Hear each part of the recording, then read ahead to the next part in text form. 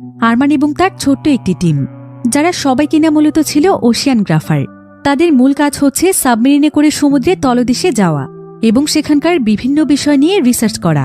তো এভাবেই একদিন তারা পুরো টিম মিলে সমুদ্রের হাজার হাজার কিলোমিটার নিচের একটি মিশনে যায়। কিন্তু যখন তারা সেই মিশন থেকে ফিরে আসে, তখন ঘটে যায় অদ্ভুত এক রহস্যময় ঘটনা। কারণ ফিরে এসে তারা দেখতে পায় যে পুরো পৃথিবীতে একজন মানুষও নেই।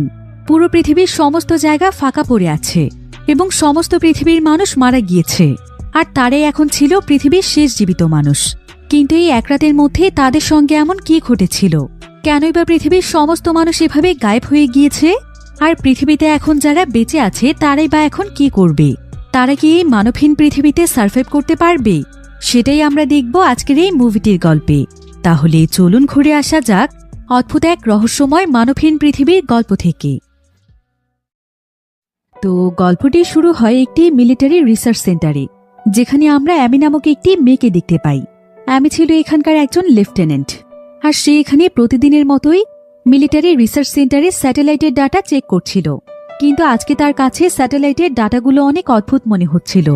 সে এখানে দেখতে পায় যে সূর্যের সোলার সিস্টেমের একটি ম্যাগনেটিক রিয়েকশন পৃথিবীর দিকে এগিয়ে আসছে, আর এই রিয়েকশন যদি ভুল করেও পৃথিবীর উপর একবার এসে পড়ে, তাহলে পৃথিবীতে আর কোনো মানুষেরই বেঁচে থাকা সম্ভব নয়। পুরো পৃথিবী ধ্বংস হয়ে সমস্ত মানুষ মারা যেতে পারে। তাই আমি এতে অনেক দুশ্চিন্তায় পড়ে যাই। এরপর আমি তার সিনিয়র অফিসারকে ডেকে এই বিষয়টি দেখাই। কিন্তু অদ্ভুতভাবে তার সিনিয়র অফিসার তাকে বলছিল যে এই ব্যাপারে সে যেন একদম চুপচাপ থাকে।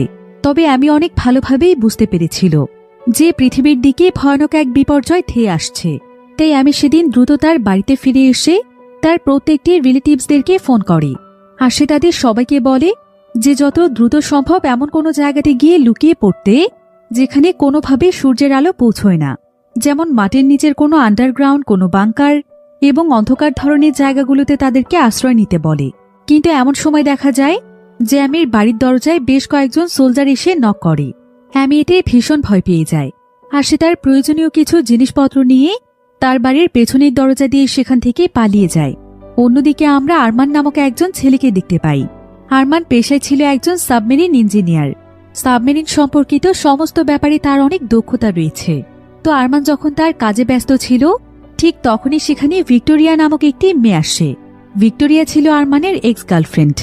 কিছু বছর আগেই কোনো এক কারণে তাদের ব্রেকআপ হয়ে গিয়েছিল, তবে বর্তমানে তারা দুজন অনেক বন্ধুত্বপূর্ণ রিলেশনশিপে রয়েছে। ভিক্টোরিয়া আবার ছিল একজন ওশিয়ান রিসার্চার। সমুদ্রের তলদেশের বিভিন্ন গাছপালা, জীবজন্তু এবং সেখানকার পরিবেশ সহ সে সবকিছুর উপর রিসার্চ করে থাকে। তো ভিক্টোরিয়া